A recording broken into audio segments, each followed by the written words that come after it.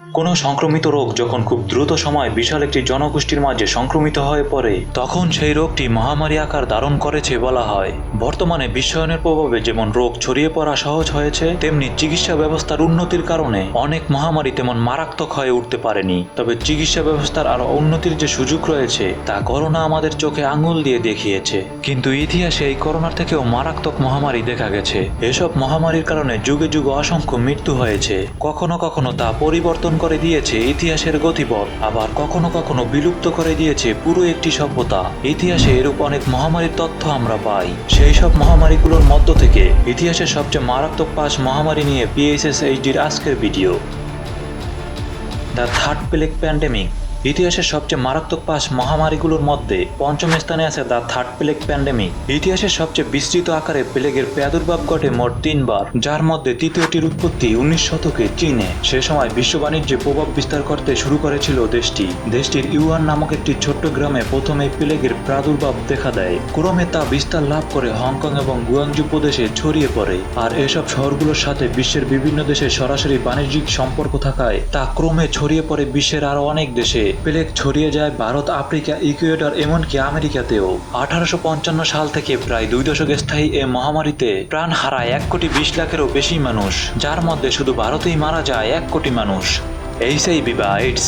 বিশ্বের সবচেয়ে মারাত্মক 5 মহামারীগুলোর মধ্যে পরবর্তী স্থানে রয়েছে HIV বা এইডস। কিলিনাকেলি HIV ভাইরাস আক্রান্ত রোগী প্রথম শনাক্ত হয় 1981 সালে 5 জুন, আর এই মহামারী রোগের ভাইরাস শনাক্ত হয় 1984 সালে, যা আবিষ্কার করেন ফ্রান্স এবং যুক্তরাষ্ট্রের বিজ্ঞানীরা।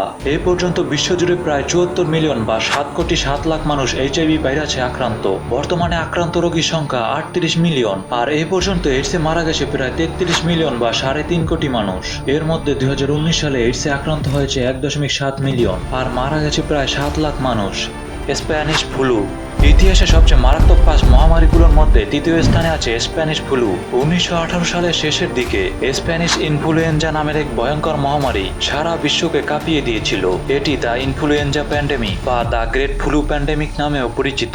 নামে স্পেন থাকলেও ধারণা করা হয় এই ভাইরাসের উৎপত্তি হয়তোবা আমেরিকাতে। তবে স্পেনের সংবাদ মাধ্যমগুলো এই ফ্লুর সংবাদটি মুক্তভাবে পরিবেশন করেছিল বলে এই ফ্লুর নামকরণ করা হয় স্প্যানিশ ফ্লু। এই স্প্যানিশ ফ্লু প্রায় 2 বছর ধরে ছিল, আর এর 4টি ওয়েভের মধ্যে দ্বিতীয় ওয়েভটি ছিল সবচেয়ে বেশি মারাত্মক। ধারণা করা হয় স্প্যানিশ ফ্লুতে বিশ্বের প্রায় 50 কোটি মানুষ আক্রান্ত হয়েছিল, যা ছিল তখনকার মোট জনসংখ্যার 1/3। আর এই ভয়ঙ্কর মহামারীতে প্রাণহানি হয়েছিল প্রায় 10 কোটি মানুষের। The black death.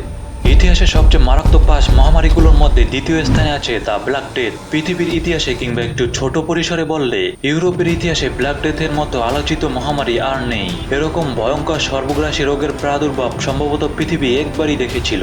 কৃষ্ণ সাগরের উপকূলবর্তী অঞ্চলগুলো থেকে এই রোগ ছড়িয়ে পড়েছিল বলে একে ব্ল্যাক ডেথ বলা হয়। সেই সময় ইউরোপ এবং এশিয়ার বাণিজ্য হতো এই কৃষ্ণ সাগর দিয়ে, আর এখান থেকে খাদ্যদ্রব্যের জাহাজগুলোতে চড়ে বসত অসংখ্য ইঁদুর, যেগুলো কিনা রোগের প্রধান জীবাণুবাহী। 1346 থেকে 53 খ্রিস্টাব্দ পর্যন্ত ছিল এই মহামারীর সময়কাল। তবে 1347 থেকে 1351 সাল ছিল ব্ল্যাক ডেথের সবচেয়ে বিধ্বংসী সময়। এই সময় ইউরোপের প্রায় 2/3 মানুষের প্রাণ কেড়ে নেয় এই মহামারী। তবে এই অভিশপ্ত মহামারীর প্রভাব টিকে ছিল অন্তত 200 বছর। ইতিহাসবিদদের মতে এই 200 বছরে প্রায় 7.5 কোটি থেকে 20 কোটি মানুষ প্রাণ হারিয়েছে।